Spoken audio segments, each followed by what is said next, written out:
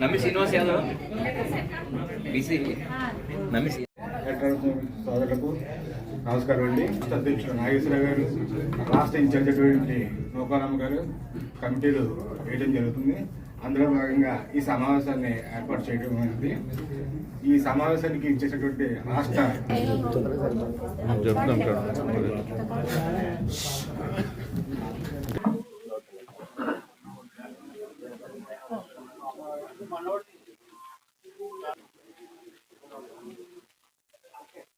అలాగే స్థానిక సంస్థల్లో కానీ అలాగే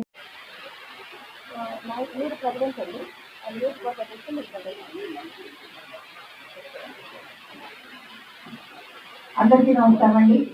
జాతీయ బీసీ సంక్షేమ సంఘం ఆంధ్రప్రదేశ్ ఇన్ఛార్జి తెలంగాణ నూతన మేడం నేను సుదీర్ఘకాలంగా రాష్ట్ర వ్యాప్తంగా ఉద్యమాలు పోరాటాలు ధర్నాలు చేస్తూ ఒక బలమైన నిర్మాణంతో జాతీయ బీసీ సంక్షేమ సంఘం ఆంధ్రప్రదేశ్ శాఖ దినదిన అభివృద్ధి చెందుతూ ఒక చైతన్యవంతమైన టీమును ఏర్పాటు చేసుకుని ముందుకెళ్ళడం జరుగుతుంది.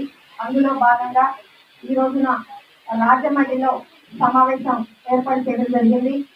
మేము గత కొంతకాలంగా సుదీర్ఘ పోరాటాల ఫలితంగా జాతీయ బీసీ సంక్షేమ సంఘం సుదీర్ఘ పోరాటాల ఫలితంగా అనేక విజయాలు సాధించినటువంటి చరిత్ర, అలాగే బీసీలకి రావాల్సిన వాటాల్లో ఏ రోజు కూడా రాజీ పడకుండా ఉద్యమం చేస్తూ పోరాటం చేస్తూ ముందుకెళ్ళడం జరిగింది. అందులో భాగంగానే ఎన్నికల ముందు రాష్ట్ర ముఖ్యమంత్రి వర్యులైనటువంటి చంద్రబాబు నాయుడు గారు జాతీయ బీసీ సంక్షేమ సంఘం ఆంధ్రప్రదేశ్ శాఖను పిలిచి అనేక అవకాశాలు కల్పిస్తాం బీసీలకి, కూటమి ప్రభుత్వాన్ని గెలిపించండి అని హామీ ఇవ్వడం జరిగింది. ఆ ప్రయత్నంలో భాగంగా మేము 100 నియోజకవర్గాలు తిరిగి రథయాత్ర చేసి కూటమి గెలుపుకు ఎనలేని కృషి చేయడం జరిగింది. ఖచ్చితంగా మాట ఇచ్చిన ప్రకారం నామినేట్ పదవుల్లో వాటాలు కానీ, అలాగే చట్టసభల్లో వాటాలు కానీ సుమారుగా 40 మందికి బీసీలకి ఎమ్మెల్యేలుగా అవకాశం ఇచ్చారు, ఎంపీలుగా అవకాశం ఇచ్చారు, రాజ్యసభలో స్థానాలు ఇచ్చారు, 56 కార్పొరేషన్ చైర్మన్లు, అలాగే నామినేట్ పదవుల్లో వాటా ఇచ్చారు. ముఖ్యంగా ఎన్నికల ముందు ఏదైతే హామీ ఇచ్చారో రక్షణ చట్టం కల్పిస్తామో బీసీలు కానీ ఖచ్చితంగా రక్షణ చట్టం కల్పించడానికి మేమందరం కూడా ప్రతిరోజు ఈ అంశం మీద మాట్లాడుతున్నాం. మొన్ననే చంద్రబాబు నాయుడు గారిని జాతీయ బీసీ సంక్షేమ సంఘం ఆంధ్రప్రదేశ్ శాఖ తరపున కలిసి వివరించడం జరిగింది. ఇప్పటికి గవర్నమెంట్ అధికారంలోకి వచ్చిన తర్వాత దాదాపుగా 4 సార్లు ఈ అంశం మీద రక్షణ శాఖ కానీ, కులగణన కానీ, చట్టసభల రిజర్వేషన్లు కానీ పలు అంశాల మీద చంద్రబాబు నాయుడు గారిని కలవడం జరిగింది. అందులో భాగంగా ఆయన హామీ ఇచ్చారు రక్షణ శాఖ ఏర్పాటు చేయమని. బీసీలకి రక్షణ శాఖ రాబోతుంది అంటే ఖచ్చితంగా బీసీలను ఎవరైనా సరే కులం పేరు పెట్టి పెట్టాలన్నా, బీసీల మీద దాడి చేయాలన్నా వణుకు పుట్టేటటువంటి పరిస్థితిని తీసుకొస్తున్నటువంటి ముఖ్యమంత్రి గారికి ధన్యవాదాలు తెలియజేస్తున్నాం. అలాగే కులాల వారీగా జనాభా గణన చేయాలని చెప్పి అసెంబ్లీలో తీర్మానం చేసి పార్లమెంట్ పంపించారు. కేంద్ర ప్రభుత్వాన్ని కూడా మేము విజ్ఞప్తి చేస్తున్నాం, ఖచ్చితంగా కులాల వారీగా జనాభా గణన జరగాలి. ఎందుకంటే ఈ రాష్ట్రంలో ఉన్న పందులు, కుక్కలు, నక్కలు, ఎలుకలు, చీమలకు కూడా ఆఖరికి లెక్కలు ఉన్నాయి. ఈ రాష్ట్ర జనాభాలో, దేశ జనాభాలో సగభాగమైనటువంటి బీసీలకి ఇంతవరకు లెక్కలు లేకపోవడం వల్ల చాలా ఇబ్బందులు పడుతున్నాం. రావాల్సినటువంటి బెనిఫిట్స్ కానీ, అధికారాలు కానీ పొందలేకపోతున్నామని మేము ఈ సభ ముఖ్యంగా డిమాండ్ చేస్తున్నాం.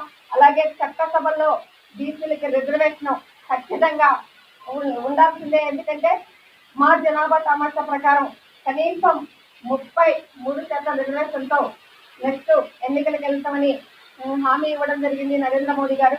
ఆ హామీని నెరవేర్చాలని డిమాండ్ చేస్తున్నాం. ముఖ్యంగా మహిళలకు రేపు 16వ తారీఖు, 16, 17, 18 తారీఖులు 3 రోజులు పార్లమెంటు సమావేశం పెడుతున్నారు. ప్రత్యేకించి మహిళా రిజర్వేషన్ బిల్లును వాళ్ళు ప్రమోట్ చేస్తున్నారు. ధన్యవాదాలు, కృతజ్ఞతలు తెలియజేస్తున్నాం నరేంద్ర మోడీ ప్రభుత్వానికి, అలాగే ముఖ్యమంత్రి చంద్రబాబు నాయుడు గారికి. కానీ మాకు బీసీ మహిళలకు ఖచ్చితంగా సబ్కోటా కేటాయించాలి. ఎందుకంటే సబ్కోటా కేటాయించకపోతే అణగారిన వర్గాల మహిళలు అన్ని రంగాల్లో కూడా కష్టపడి అభివృద్ధి చెంది చైతన్యవంతులై ఖచ్చితంగా పోటీ చేయబోయే టైంకి సోదరి గారి ప్లేస్ లో సోదరమ్మ, నాయుడు గారి ప్లేస్ లో నాయుడమ్మ, అలాగే రెడ్డి గారి ప్లేట్లో రెడ్డమ్మ ఉంటారు. కానీ బీసీ మహిళలకు న్యాయం జరగాలి అంటే బీసీ మహిళకి సపోర్ట్ ఇవ్వాలని ఈ వేదిక సాక్షిగా డిమాండ్ చేస్తున్నాం. అలాగే ప్రభుత్వానికి కావలసిన టైంలో సహకరిస్తూ మాకు రావాల్సినటువంటి డిమాండ్లను సాధించుకుంటూ జాతీయ బీసీ సంక్షేమ సంఘం ముందుకెళ్తుందని, బడుగు బలహీన వర్గాల కోసం పోరాటం చేస్తుందని హామీ ఇస్తూ ఈ సమావేశాన్ని ఉద్దేశించి మా రాష్ట్ర జిల్లా మండపేట నియోజకవర్గ అధ్యక్షులుగా వాసంశెట్టి వెంకటరమణ గారిని నియమిస్తూ జాతీయ బీసీ సంక్షేమ సంఘం రాష్ట్ర అధ్యక్షులు వై నాగేశ్వరరావు గారు కండవ కప్పి సంక్షేమ సంఘంలోకి ఆహ్వానిస్తున్నారు. తన నియామకానికి సహకరించినటువంటి రాష్ట్ర యువజన అధ్యక్షుడు మల్లేష్ బ్రదర్ కూడా ధన్యవాదాలు తెలుపుతూ ఈ రోజు నుంచి జాతీయ బీసీ సంక్షేమ సంఘం కుటుంబ సభ్యుడిగా బీసీ బడుగు బలహీన వర్గాల వారి హక్కుల కోసం, అభివృద్ధి, సంక్షేమం, రాజ్యాధికారంలో వాటాలను సాధించడం కోసం మీ వంతు కృషి చేయాలని కోరుకుంటూ కంగ్రాచులేషన్స్ సోదరా. ఈ రోజు నుంచి మీరు మా కుటుంబ సభ్యులు. చూడండి ఒకసారి అండి ఉందండి, అది కూడా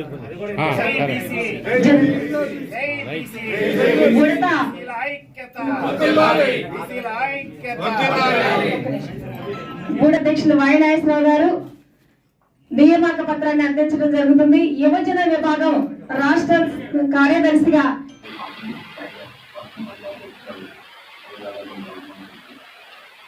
నమస్కారం తెలియజేస్తూ జాతీయ డిగ్రీ మరి ఈరోజు భారతదేశానికి స్వాతంత్రం వచ్చి 70 సంవత్సరాలు దాటి మరి ఈ రోజు వరకు కూడా బీసీల పరిస్థితి ఎక్కడ చేసిన గుండెల పొలాలని మరి జాతీయ బీసీ సంక్షేమ సంఘం అనేక దశాబ్దాలుగా మరి ఇక్కడ పోరాటాలు చేయడం జరిగింది.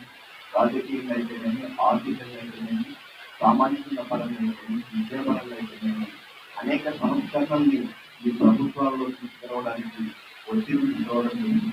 అందులో భాగంగా మరి విద్యాపరంగా మరి రాజకీయ పరంగా అయితే కొత్త వెసులుబాట్లు కల్పించడం జరిగింది. కానీ ఏవైతే మా మొదటి తెలిసిన ప్రధానమైన డిమాండ్ చట్టసభల్లో బీసీలకి 50% రిజర్వేషన్స్ కావాలి. మరి అట్లాగే కేంద్ర ప్రభుత్వ స్థాయిలో ఒక మంత్రిత్వ శాఖను ఏర్పాటు చేసి మా జనాభా నిష్పత్తి ప్రకారం బడ్జెట్ కేటాయించాలి. మరి అట్లాగే ఈరోజు మహిళా బిల్లు పెట్టారు. మహిళా బిల్లులో బీసీ మహిళలకు సపోర్ట్ ఇవ్వాలి. మరి ఏదైతే బీసీ ఉద్యోగులు ఉన్నారో వాళ్ళకి ప్రమోషన్స్ లో మరి వాటా ఇవ్వాలి. మరి అట్లాగే ఏదైతే ఈరోజు పారిశ్రామికంగా మరి ప్రభుత్వ నిర్ణయాల ప్రకారం అన్ని ప్రైవేట్ పరం కాబోతా ఉన్నాయి.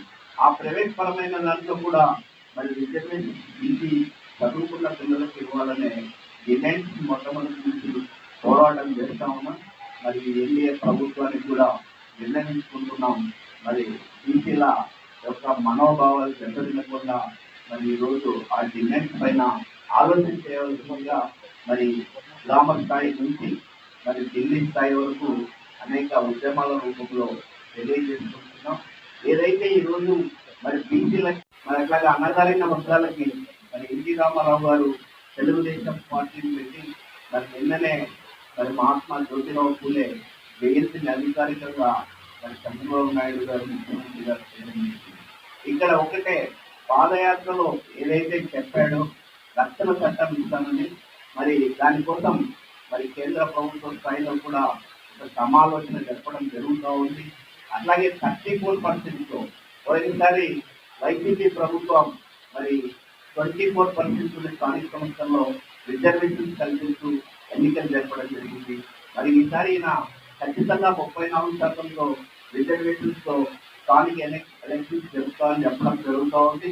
మరి అట్లాగే లోకేష్ బాబు గారి విద్యాపరంగా అనేక సంస్థలు తీసుకొని సన్న బియ్యంతో ఈరోజు హాస్టల్స్ని నడిపించడానికి అక్కడ కార్పొరేట్ లెవెల్లో మరి వాటికి మంచి సౌకర్యాలు కల్పించినందుకు మరి అట్లాగే ఇంట్లో ఎంతమంది ఉంటే అంతమంది విద్యార్థులకు విద్యార్థినులకు ఏదైతే చెప్పాడో 15,000 రూపాయలు మరి వేస్తానని వాళ్ళ ఖాతాలలో వేసినందులకు అట్లాగే ప్రతి జిల్లాలో బీసీ భవనాలని ఏర్పాటు చేస్తామని చెప్పి ముందుకెళ్తా ఉన్నందుకు వారికి మరి మా జాతీయ బీసీ సంఘం తరఫున చంద్రబాబు నాయుడు గారికి, లోకేష్ బాబు గారికి, ఎన్డీఏ ప్రభుత్వానికి మరి ప్రత్యేక కృతజ్ఞతలు తెలియజేసుకుంటూ మరి అట్లా ఏవైతే డిమాండ్స్ ఉన్నాయో కుల గణన మీద కానీ మరి ఈరోజు మరి అనేక బీసీ సంఘాలు ఏవైతే డిమాండ్ చేస్తూ ఉన్నాయో అవి ఒక ఎన్డీఏ ప్రభుత్వం, ఒక చంద్రబాబు నాయుడు గారే తీర్చగలరు.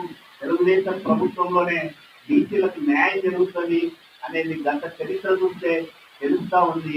ఇప్పుడు కూడా ఈ ఎన్డీఏ ప్రభుత్వంలో ఖచ్చితంగా మాకు జరగాల్సిన న్యాయం జరగవలసిందిగా ఈ సందర్భంగా ఎన్డీఏ ప్రభుత్వానికి, ముఖ్యమంత్రికి, మరి ఉప ముఖ్యమంత్రి పవన్ కళ్యాణ్ గారికి విన్నవించుకుంటూ మరి ఏదైతే ఈరోజు మా జాతీయ బీసీ సంక్షేమ సంఘం గ్రామ స్థాయి నుంచి, మండల స్థాయి నుంచి, నియోజకవర్గ స్థాయి నుంచి మరి ఢిల్లీ స్థాయి వరకు మరి బాగా నిర్మాణాన్ని పటిష్టం చేసుకోవడం కోసం అందులో భాగంగా మరి ఈరోజు మండిపేట నియోజకవర్గానికి మా సహోదరుడు మరి మిత్రుడు గౌరవనీయులు మరి వాసంశెట్టి వెంకటరమణ గారిని నియోజకవర్గం అధ్యక్షుడిగా నియమిస్తూ మరి వారిని ఇంకా ఈ నియోజకవర్గంలో ఏవైతే మండలాలు ఉన్నాయో, గ్రామాలు ఉన్నాయో వాటికంతా కమిటీలు ఏర్పాటు చేసి పెద్ద ఎత్తున ఒక సమావేశాన్ని నిర్వహించవలసిందిగా ఈ సందర్భంగా తెలియజేసుకుంటూ మరి మీరందరూ కూడా మా జాతీయ బీసీ సంక్షేమ సంఘానికి సపోర్ట్ ఇవ్వాల్సిందిగా కోరుకుంటూ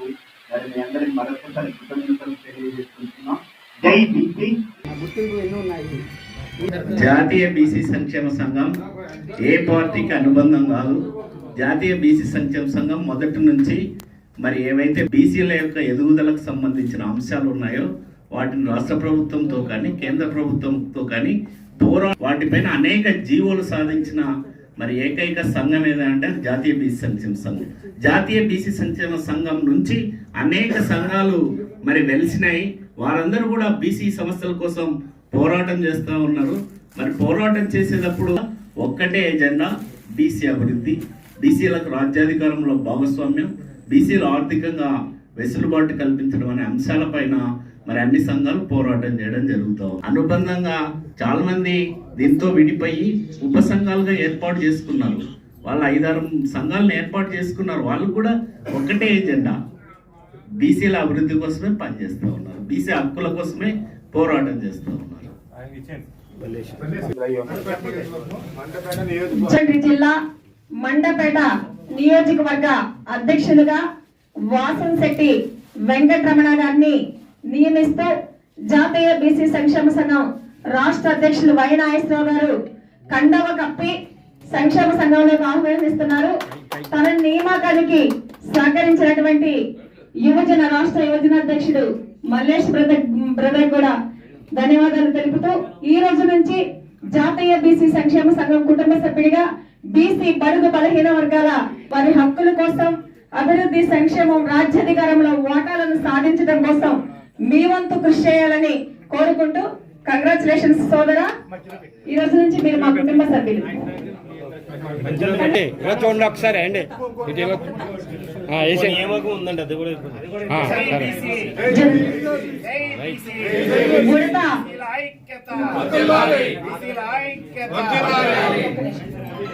అధ్యక్షులు వై నాగేశ్వరరావు గారు నియామక పత్రాన్ని అందించడం జరుగుతుంది. యువజన విభాగం రాష్ట్ర కార్యదర్శిగా ఈ రోజు నుంచి ఉడతా నాగ వెంకట రమేష్ గారు రాష్ట్ర కార్యదర్శిగా నియమించబడ్డారు. ఈ రోజు నుంచి బీసీ కుటుంబ సభ్యుడిగా మాతో పాటు ఉద్యమంలో భాగస్వామి అవుతారని తెలియజేస్తున్నాం. జై బీసీ, జై బీసీ, వర్ధిల్లాలి బీసీల ఐక్యత, వర్ధిల్లాలి బీసీల ఐక్యత, జై బీసీ. అలాగే చూడండి మేడం గారు, ఇటు చూడండి ఒకసారి బాబు ఒకసారి.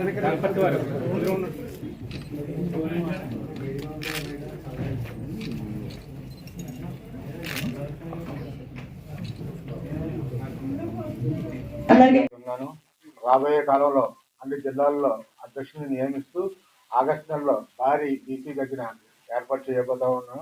గ్రామ స్థాయి నుంచి కమిటీలు వేసుకుంటూ కృష్ణయ్య గారు అలాగే నాగేశ్వరరావు గారు సూచన చేశారు. ఇది ఆర్ కృష్ణ గారి ఆశయ సాధన ఏదైతే ఉందో బీసీలకు చట్టసభల్లో 50% రిజర్వేషన్ కల్పించారని ఆయన ఆశయ సాధన కోసమే పోరాటం చేస్తానని సందర్భంగా